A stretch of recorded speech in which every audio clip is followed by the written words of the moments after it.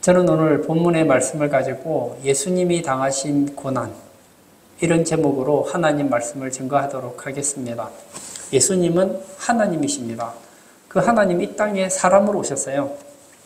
그러면 사람들이 예수님을 하나님 대접하고 하나님을 높이고 하나님을 섬겨야 되지 않겠습니까? 근데 오늘 성경에 보면 예수님께서 갖가지 고난을 당하셨습니다.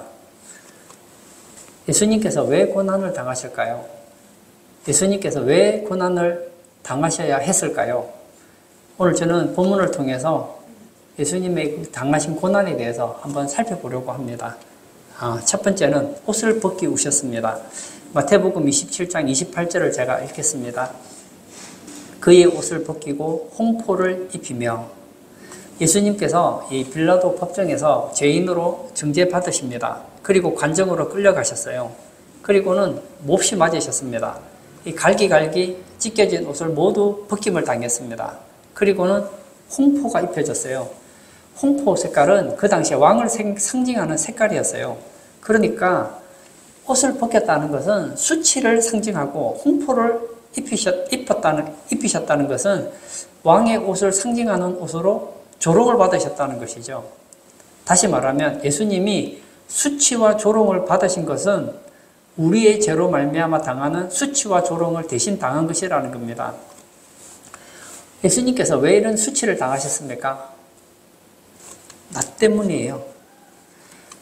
인간은 사실 죄로 말미암아 말할 수 없는 수치를 당하게 되어 있었습니다. 창세기 3장에 보면 아담이 수치를 당하는 이야기가 나옵니다. 하나님께서 인간에게 얘기하시죠.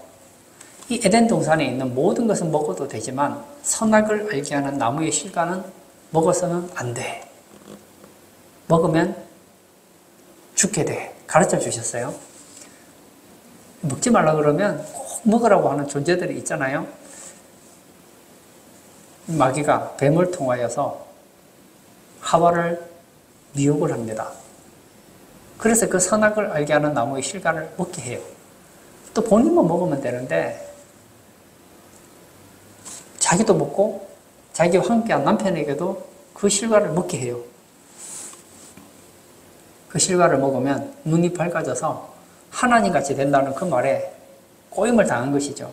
먹었더니 눈이 밝아졌는데 어떤 일이 일어난지 아세요? 창세기 3장 7절에 이에 그들의 눈이 밝아져 자기들이 벗은 줄을 알고 무화과 나무 잎을 엮어 치마로 삼았더라. 하나님께서 먹지 말라고 한 걸 먹었는데, 다시 말하면 죄를 지었는데, 그때 자신들이 벌거벗은 것을 알고 무화과 나무 잎을 치마로 삼았다고 했습니다. 무슨 얘기입니까? 죄는 인간에게 수치를 갖다 준다는 거예요. 이 벗었다는 것은 이 나체를 말하거든요. 사실 이 아담과 하와가 원래 에덴 동산에 살 때는 옷을 입고 있지 않았어요. 그런데 죄를 범하고 나니까 이 벗은 것이 부끄럽게 여겨진 거예요. 이 나체라는 것은 온몸에 부끄러운 것이 드러난 것입니다. 그러니까 죄의 수치를 상징해 준다는 거예요. 요한계시록 16장 15절에 보면 보라 내가 도둑같이 오리니 누구든지 깨어 자기 옷을 지켜 벌거벗고 다니지 아니하며 자기의 부끄러움을 보이지 아니하는 자는 복이 있도다. 뭐라고요? 벌거벗는 것과 부끄러움은 같은 선상에서 예수님은 말씀하셨어요. 아담이 가진 죄의 수치는 모든 인간이 가진 수치를 가르쳐 줍니다. 다시 말하면 나의 죄는 나의 수치예요. 내 죄의 모습을 보면 부끄러워서 얼굴을 들 수 없게 됩니다. 근데 요즘에는 이 죄가 극단에 치닫으면요, 원래 옷을 왜 입습니까? 부끄러움을 가리기 위해서 입는 거거든요. 근데 이 유행이라는 이름으로 옷 벗는 것이 유행이 되었습니다. 사실은 이 벗는 것은 수치를 상징해 주는데 이 시대는 벌거벗는 시대가 되었어요. 그래서 막 옷을 짧게 입고 노출하면서도 이게 유행이라는 이름으로, 문화라는 이름으로 다니는데 이 바른 모습은 아니에요. 예수님께서는 왜 이런 수치를 당하셨습니까? 나의 죄의 수치를 제거시켜주기 위해서 그렇게 하셨다는 겁니다. 24절에 보면 빌라도 법정에 재판을 받지요. 예수님은 죄인으로서, 빌라도는 재판관으로서 재판을 합니다. 잘못된 것이죠. 예수님은 하나님이고 빌라도는 사람이에요. 하나님이 인간에게 재판을 해야 되는데 반대로 인간이 하나님에게 재판을 받는다는 것은 굉장한 수치입니다. 그리고 28절에 보면 옷을 벗기고 홍포를 입히셨죠. 옷을 벗기는 거, 이건 굉장한 수치입니다. 홍포를 입혔다는 것도 왕이 아닌데 왕인 것처럼 해서 부끄러움을 주려고 했던 것이죠. 29절에 보면 갈대를 오른손에 들게 합니다. 그리고는 뭐라고 합니까? 왕이라고 합니다. 비꼬는 거죠. 이게 또 수치죠.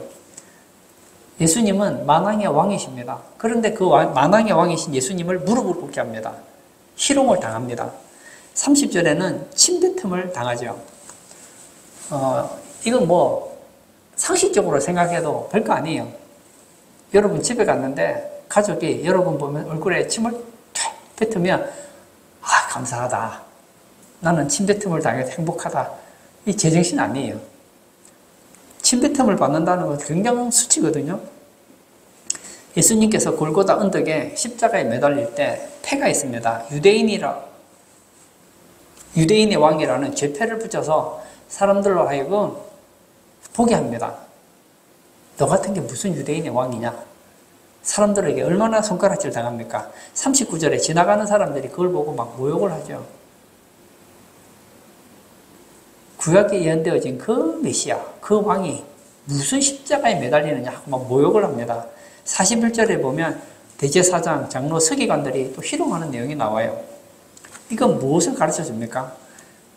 인간이 당해야 되는 그 수욕의 모습을 하나님이신 예수님이 대신 당하심을 보여준다는 거예요.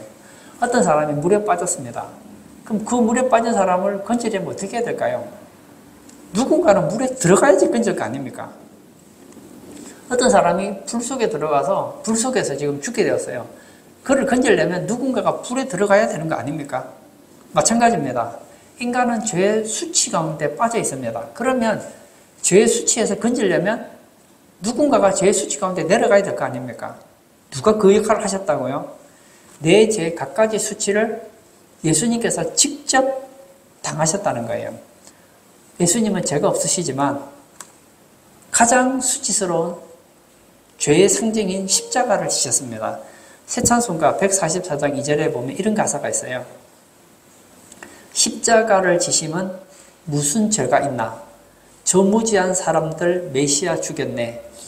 예수님 예수님 나의 죄 위하여 법의 피를 흘리니 죄인 받으소서. 다시 한 번 더요. 십자가를 지심은 무슨 죄가 있나? 예수님은 죄가 없다는 거예요. 근데 무지한 사람들이 메시아를 죽였습니다. 근데 고백하죠. 이 시인은 고백합니다. 예수님 예수님 나의 죄 위하여 법의 피를 흘리니 죄인 받으소서. 누구 때문에 피를 흘렸다고요? 나의 죄를 위하여. 그 결과 우리는 모든 수치에서 해방되었다는 거예요. 예수님께서 죄의 수치를 지심으로 우리는 영광의 신분을 가지게 되었습니다. 요한계시록 19장 8절 상반절에 보면 이런 글이 있습니다. 그에게 빛나고 깨끗한 세마포옷을 입도록 허락하셨으니. 사실 영적으로 보면 우리가 지금 다 옷을 입고 있잖아요. 그런데 영적으로 우리는 사실은 벌거벗은 상태였어요. 영적으로는. 그런데 예수님께서 십자가의 죽으심으로 십자가의 수치를 당하심으로 예수님을 믿는 사람에게 빛나고 깨끗한 세마포옷을 입도록 허락하셨다는 거예요. 빛나고 깨끗한 세마포옷을 입었으면 수치를 드러낼 수 없는 거잖아요. 영광의 옷을 입게 하셨다는 것이죠. 우리는 사실은 죄의 수치를 당해야 되는데 예수님은 오히려 우리를 신부가 되게 하셨습니다. 우리의 죄의 수치를 제거하실 수 있는 분은 오직 한 분, 예수님밖에 없습니다. 예수님은 우리의 죄의 수치를 제거하기 위해서 예수님이 인간이 당해야 될 모든 수치를 당하셨다는 거예요. 두 번째, 가시관을 쓰셨습니다. 27장 29절을 제가 또 읽겠습니다. 가시관을 엮어 그 머리에 씌우고 갈대를 그 오른손에 들리고 그 앞에서 무릎을 꿇고 희롱하여 이르되 유대인의 왕이여 평안할지어다 하고 여기 처음에 보면 가시관을 엮어 그 머리에 씌우고 가시관을 머리에 씌웠다고 했습니다. 당시 동전에 보면 로마의 황제였던 디베리우스 가이샤가 멸류관을 쓴 모습이 있습니다. 예수님도 멸류관을 썼어요. 차이가 있다면 가시로 만든 멸류관이죠. 그리고 그 멸류관 위에는 빛나는 못들이 달려 있었다는 거예요. 로마 병사들은 예수님의 고통을 주기 위해서 가시나무로 만든 가시관을 씌웠다는 거예요. 저는 처음에 이 가시, 성경에 보면 이 가시가 종종 나오잖아요. 이 사도 바울도 몸에 사탄의 가시가 있었다고 그러거든요. 사탄의 사자가 있었는데 그 가시가 괴롭게 한다고 그랬어요. 예수님도 가시관을 쓰셨잖아요. 우리가 생각할 때 가시하면 우리는 어떤 가시를 생각합니까? 저도 전에 이 가시에 찔린 적이 있었어요. 따끔따끔하고 아프더라고요. 근데 이스라엘이 말하는 가시는 우리가 생각하는 가시하고 달라요. 어느 정도 크냐? 이만해. 가시가 굉장히 커요. 예수님 영화 보세요. 영화에 보면 거기 가시가 나오잖아요. 가시로 만든 칼을 보세요. 이거 살을 찌르면요. 그냥 우리가 생각하는 가시는 따끔하지만 그냥 따끔한 게 아니야. 살을 뚫고 들어간다고요. 다시 말하면 그 가시를 가지고 예수님 머리에 푹 씌우면 어떻게 되죠? 머리에서 피가 나죠. 굉장히 아프단 말이에요. 머리를 뚫고 피가 나올 정도로 그렇게 가시가 단단해요. 그래서 그 예수님 당시 그 가시는 요즘으로 말하면 마치 못처럼 딱딱하단 말이에요. 이 머리에 가시관을 씌웠다는 것은 말할 수 없는 고통을 당하심을 의미하고 있습니다. 즉 예수님께서 우리의 고통을 대신 지시고 견딜 수 없는 고통을 당하신 것을 의미하고 있다는 거예요. 모든 인간은 죄로 말미암아서 삶 가운데 고통이 있습니다. 제게는 소원이 있습니다. 저는 제가 살아가는 동안 고통이 없었으면 좋겠어요. 여러분 중에 고통 좋아하는 사람 있으십니까? 아무도 없을 거예요. 근데 안타깝게 고통이 없는 사람은 아무도 없습니다. 아담과 하와가 범죄한 이후로 이 땅에 살아가는 모든 인간은 고통 가운데 삽니다. 인생을 가리켜 고해라 그러지요. 고해. 고난의 바다다. 바다에는 풍랑이 출렁출렁 거리잖아요. 우리 인생에는 이 고난이라는 파도를 만난 인생과 같다는 겁니다. 우리가 볼 때, 저 사람은 진짜 걱정 없겠어. 없다니까요. 그런 사람은 아무도 없어요. 심적으로 고통이 있고, 환경적으로 인간관계, 부자는 부자대로 고통이 있고, 가난한 사람은 가난한 사람대로, 병든 사람은 병든대로 고통이 많아요.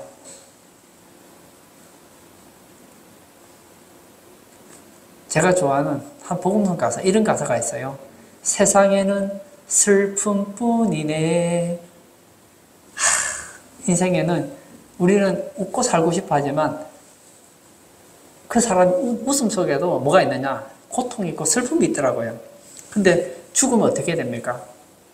이 땅이 끝이면 좋겠어요. 근데 죽고 나면 더 큰 고통이 기다립니다. 지옥이 고통이 기다리고 있다는 거예요.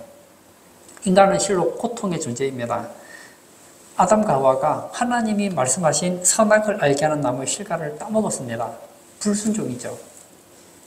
죄를 지었습니다. 그러자 하나님께서는 아담과 하와를 저주하십니다. 창세기 3장 18절과 19절에 이런 말씀이 있습니다. 땅이 내게 가시덤불과 은근키를 낼 것이라. 내가 먹을 것은 밭의 채소인즉 내가 흙으로 돌아갈 때까지 얼굴에 땀을 흘려야 먹을 것을 먹으리니 내가 그것에서 취함을 입었음이라. 너는 흙이니 흙으로 돌아갈 것이니라 하시니라. 사실 에덴 동산에서 아담과 하와는 너무 행복했습니다. 먹는 걱정하지 않아도 됐어요. 만약에 우리가 에덴 동산에 지금까지 살았더라면 무엇을 먹을까, 무엇을 마실까, 어디서 살까는 걱정 안 해도 돼요.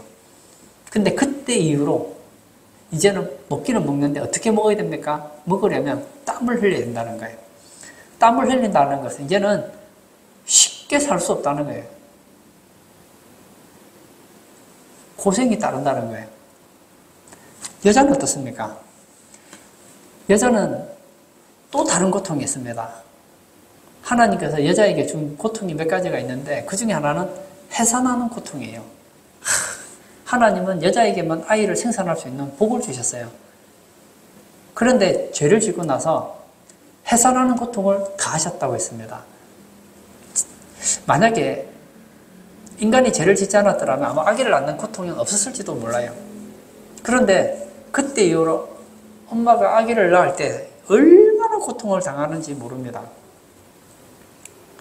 우리는 과거를 모르잖아요. 여자들이 아기를 낳을 때 그 고통은 이루 말할 수가 없습니다. 제가 지금 한 산모 이야기가 생각이 나는데요. 예전에 제가 어떤 집에 이제 부부가 결혼해서 이제 아기를 출산할 때가 되어서 그래서 이제 제가 이제 아기를 출산을 했어요. 그리고 이제 제가 이제 신방을 하러 갔어요. 갔더니 남편하고 앉아 있더라고요. 하는데 남편이 저한테 그러더라고요. 아내가 아기를 낳는 걸 봤겠죠. 보는데 자기는 이론은 알잖아요. 여자가 아기를 낳는 걸 알잖아요. 아는데 봤더니 자기가 생각하는 거 완전히 다르더라는 거예요. 자기 아내가 아기를 낳는데 그렇게 힘들어하는 것을 처음 봤다는 거예요. 엄마가 나를 낳을 때 힘들었다고 알지요. 낳으실 때의 괴로움 다 잊으시고 노래는 불렀지만 자기 아내가 아기를 낳는 걸 직접 보니까 이야, 어머니가 자기를 낳아준 그 은혜가 얼마나 큰지 알게 됐다고 저한테 얘기를 하더라고요. 맞습니다. 이 땅에 살아가면서 고통을 당합니다. 그러면 끝인가요? 이제 죽고 나면 지옥의 고통이 기다리고 있습니다. 요한계시록 14장 11절에 그 고난의 연기가 세세토록 올라가리로다. 지옥에는 고난의 연기가 세세토록 올라가는 곳. 그래서 저는 제가 설교할 때 이런 얘기를 종종 하는 것을 저는 참 기쁘게 생각합니다.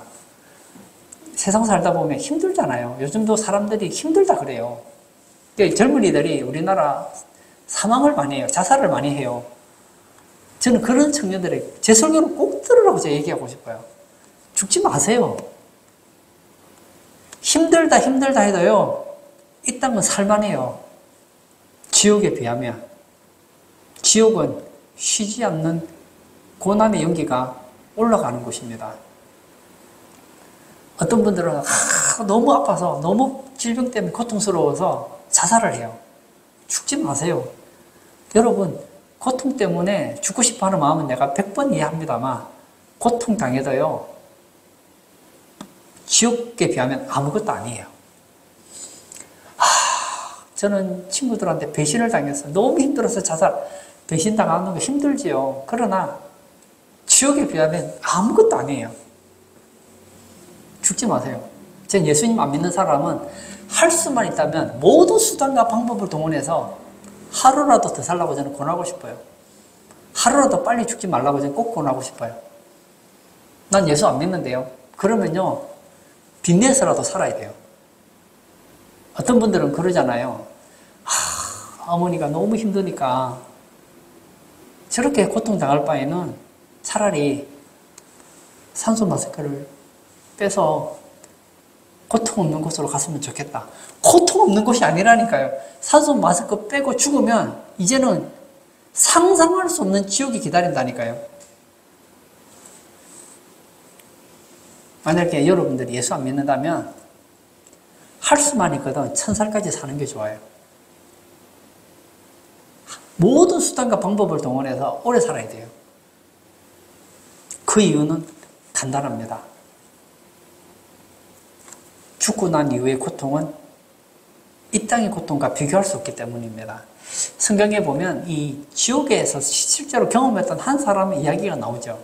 예수님께서 부자와 나사로 이야기를 하신 적이 있습니다. 이 부자가 굉장히 뚱뚱거리고 잘 살았어요.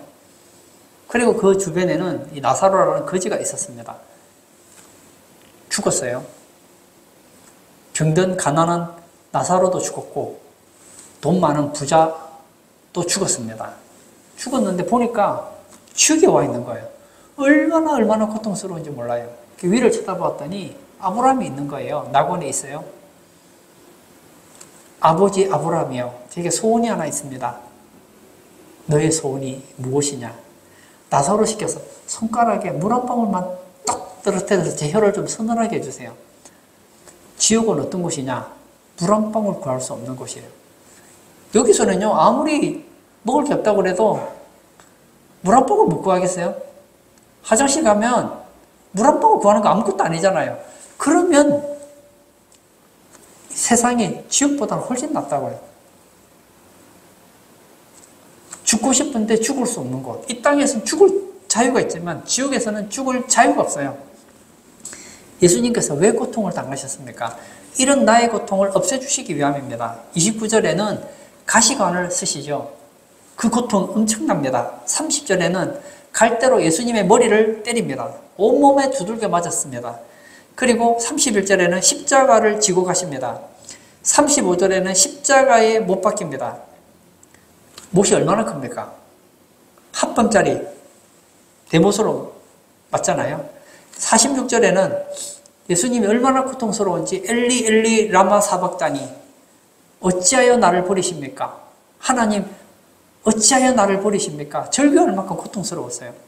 50절에 보면 예수님께서 크게 소리 지르시고 영혼이 떠나가셨다 했습니다. 얼마나 고통스러운지 예수님도 부르짖었습니다. 이 모든 고통이 누구 때문이라고요? 예수님 때문이 아닙니다. 나 때문이라는 거예요. 그 결과로 인간은 모든 고통에서 해방받을 수 있는 복을 받았습니다. 계시록 21장 4절에 모든 눈물을 그 눈에서 닦아주시니 다시는 사망이 없고 애통하는 것이나 곡하는 것이나 아픈 것이 다시 있지 아니하리니 처음 것들이 다 지나갔음이라라. 이 세상에는 눈물이 있습니다. 여러분 울어보신 적 있으십니까? 저도 제 인생에 몇 번 울어본 기억이 있어요. 뭐 기뻐서 운 적도 있지만 제가 볼 때는 대체로 힘들어서 울었던 것 같아요. 근데 천국에 가면 그 눈물을 닦아주신답니다. 이 땅에는 사망이 있습니다. 저도 지금 살아서 설교하고 있지만 좀 지나면 저도 죽을 겁니다. 그런데 천국에는 사망이 없어요.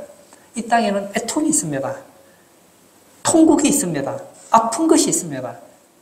천국에는 없다는 거예요.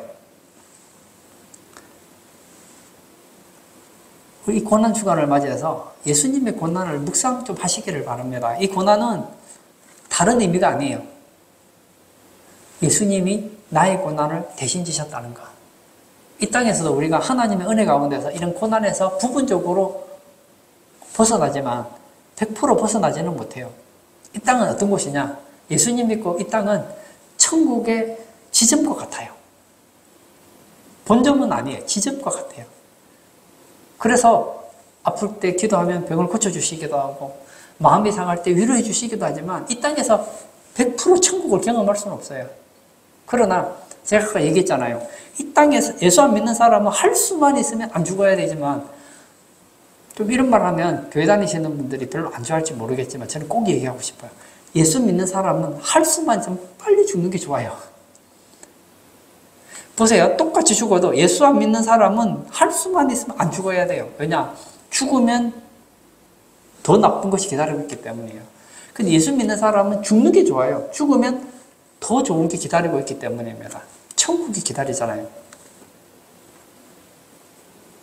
제 아내가 이런 얘기를 하면 좋아할지 안 좋아할지 모르겠지만 저는 제 소원이 있다면 오늘 저녁에 잠잘 때 아들아 네가 원한다면 오늘 나와 함께 낙원에 있으리라. 아멘! 저는 바로 천국 갈 거예요. 저는 아내도 좋아하지만 저는 천국을 더 좋아합니다. 여러분 그렇게 마음 가지세요. 제가 이 병원의 식방을 예전에 많이 다녔잖아요. 아프신 교인들 다녀보면 천국에 소망이 별로 없는 걸 보고 제가 참 마음이 아파요. 안 죽고 싶어 하는 거예요. 안 죽고 싶어 하는 거예요. 여러분 예수 믿는 사람에게는 죽음이 복이라니까요. 물론 사랑하는 가족들이 있으니까 하루라도 더 보고 싶은 거 내 이해를 합니다. 그러나 천국에 소망을 가지셔야 돼요. 할 수 있거든. 주여 할 만하시거든. 나를 데려가옵소서. 바울이 로마의 감옥에 갇혔습니다. 로마의 감옥에 갇혀 있으니까 빌립보에 있는 교인들이 소식을 들은 거예요. 한 종류의 사람은 야, 사도 바울이 열심히 전도하다가 감옥 갇혀서 지금 전도도 잘 못하니까 우리가 대신 전도해야 되겠다. 그리고 막 전도를 해요. 또 어떤 사람은 그동안 잘난 척 하더니 참 잘 됐다. 이번 기회에 우리가 이 빌립보 교회에서 내가 주도권을 잡아야 되겠다. 그래서 자기가 잘난 것처럼 보이기 위해서 열심히 전도하는 사람도 있었어요. 바울이 자기 인생을 생각해봐요. 물론 지금 로마 감옥에 죽을 일은 없을 것 같아요. 그런데 한번 생각해봐요. 인생의 대차대조표를 놓고 놓는 거예요. 죽을 수도 있고 살 수도 있는데 살 확률이 훨씬 높았어요. 처음에는. 나중에는 죽지만 생각해요. 나는 죽는 게 낫나? 사는 게 나은가? 한번 생각해봤어요. 생각했더니 자기를 위해서는 죽는 게 낫다는 거예요. 왜냐? 죽으면 천국 가니까 얼마나 좋아요. 그런데 빌립보 교회를 생각하니까 자기가 살아있는 게 나은 거예요. 그러면 빌립보 교회를 신앙으로 조금이라도 더 양육하고 그들에게 도움이 되기 때문입니다. 여러분이 사는 이유도 그렇게 해야 돼요. 할 수 있거든. 여러분들이 죽기를 소원하시기를 바랍니다. 자살하라는 얘기가 아니에요. 천국을 사모하라는 거예요. 그렇지만 그것만 가지고 있으면 안 돼요. 죽기만을 원하면 안 돼요. 내가 살아있음으로 해서 교회를 좀 더 섬길 수 있고, 내가 살아있음으로 해서 믿지 않는 사람들을 위해 기도하고, 내가 살아있음으로 해서 내 주변의 사람들에게 조금이라도 유익을 끼칠 수 있다면 오래 사는 게 좋죠. 우리에게는 이 두 가지 갈등을 같이 가지고 있어야 돼요. 제게도 두 가지 마음이 있어요. 하나는 죄 많은 이 세상은 내 집 아니네. 내 모든 보화는 저 하늘에 있네. 죽고 싶어요. 이거 하나 있어요. 또 하나는 저는 안 죽고 싶어요. 지금 천국 가면 오늘 죽는 이 날이 내 천국에 상급받는 마지막 날이잖아요. 하루라도 더 살아야지 천국에 상급을 쌓을 거 아닙니까? 내가 하루라도 더 살아야지 안 믿는 사람들을 위해 기도도 하고 전도도 하고 하나님 기뻐하는 일을 한 가지라도 더 하다가 주님 앞에 갈 거 아니에요. 그러니 살아야죠. 저는 제 생명이 다하는 날까지 자살하지 않을 것입니다. 하지만 우리의 마음에는 천국에 대한 소망이 있어야 돼요. 예수님께서 십자가에서 고통을 당하셨잖아요. 누구 때문입니까? 나의 고통 때문이에요. 감사하죠. 그 예수님께서 십자가에 당하신 그 고통이 우리에게 100% 적용되는 곳이 어디냐? 천국이란 말이에요. 예수님은 옷을 벗기셨습니다. 죄의 수치죠. 가시관을 쓰셨습니다. 죄의 고통이죠. 예수님은 우리를 위해서 죄의 수치를 의의 세마포수로 덮어주셨고 죄의 고통을 십자가에서 해결해 주셨으니까 얼마나 고맙습니까? 세 번째, 억지로 십자가를 진 시몬이 나옵니다. 마태복음 27장 32절을 제가 또 읽도록 하겠습니다. 나가다가 시몬이란 구레네 사람을 만나매 그에게 예수의 십자가를 억지로 지워 가게 하였더라. 구레네라는 곳은 아주 시골이었습니다. 지금은 이 북아프리카 리비아의 서울이 되었다고 해요. 아마도 이 구레네 사람 시몬은 어떤 일이 있어서 예루살렘에 들렀던 것 같아요. 들렀다가 예수님이 십자가를 지시는 그 부근에 있게 된 거예요. 그런데 예수님이 너무너무 힘들어하니까 십자가를 지고 골고다까지 못 가는 거예요. 보세요. 어제 저녁에 무슨 일이 있었습니까? 땀방울이 핏방울이 되도록 기도하면서 막 기진맥진했죠. 그 다음에 병사들에게 막 채찍을 맞았죠. 온몸에 피투성이가 되었어요. 밤에 잠도 한숨도 못 자고, 그리고 이제 십자가를 지니까 얼마나 힘듭니까? 그래서 군병들이 억지로 시몬에게 십자가를 지게 합니다. 이 시몬이 십자가를 진 사건은 우리도 예수님의 십자가를 지는 삶을 살아야 된 것을 암시하고 있다는 거예요. 마태복음 16장 24절에 이에 예수께서 제자들에게 이르시되 누구든지 나를 따라오려거든 자기를 부인하고 자기 십자가를 지고 나를 따를 것임이라. 예수님께서는 우리를 위해 십자가를 지셨습니다. 그런데 예수님이 십자가를 지셨기 때문에 우리는 그럼 십자가가 없느냐? 아니에요. 우리에게도 십자가가 있다는 거예요. 우리도 자기의 십자가를 지고 사는 삶이 필요하다는 것을 가르쳐주고 있다는 거예요. 예수님께서는 나의 수치, 나의 형벌, 나의 고통을 대신 짊어주셨기 때문에 우리는 더 이상 이런 것을 당할 필요는 없습니다. 해방되었습니다. 그러면 우리는 이제 고난이 완전히 사라지게 되었습니까? 아니라고요. 우리도 우리가 당해야 되는 고난의 십자가가 있다는 거예요. 고통에는 두 가지가 있습니다. 하나는 자기 죄 때문에 당하는 고통이 있습니다. 요한복음 5장에 보면 이 베데스다 목가가 있어요. 이 연못에는 한 가지 전설이 내려오는데 어떤 전설이 있느냐면 그 연못에 갑자기 물이 보글보글보글 막 물이 끓어요. 물이 동해요. 그러면 누구든지 가장 먼저 들어가는 사람은 낫는다는 전설이 있습니다. 근데 상식적으로 생각해 보세요. 그럼 옷이 있는데 물이 갑자기 부글부글 끓어요. 요즘으로 온천수 같은 거겠죠. 그러면 누가 가장 빨리 들어가겠습니까? 가장 정상적인 사람이 들어가지 진짜 아픈 사람들은 움직이지를 못하는데 어떻게 물이 들어가느냐고요. 그래서 그 베데스다 연못가에 38년 된 병자가 있었습니다. 이 사람은 움직이지를 못하는 거예요. 근데 물이 38년 동안 몇 번 물이 동했는지는 모르겠지만 물이 동해요. 그러면 가야 되는 건 아는데 자기를 못에 넣어주는 사람이 없으니까 못 들어가는 거예요. 그때 예수님께서 이 베데스다 연못가에 38년 된 병자를 고쳐주십니다. 그리고 이렇게 말씀하시죠. 더 심한 것이 생기지 않게 다시는 죄를 범하지 말라. 무슨 얘기일까요? 현대 과학자들은 이해를 못합니다. 아마 현대 의사들은 이 말을 이해를 못할 거예요. 죄 때문에 병이 왔다는 거예요. 죄 때문에 고통이 왔으니까 이제는 더 심한 것이 생기지 않게 다시는 죄를 범하지 말라는 거예요.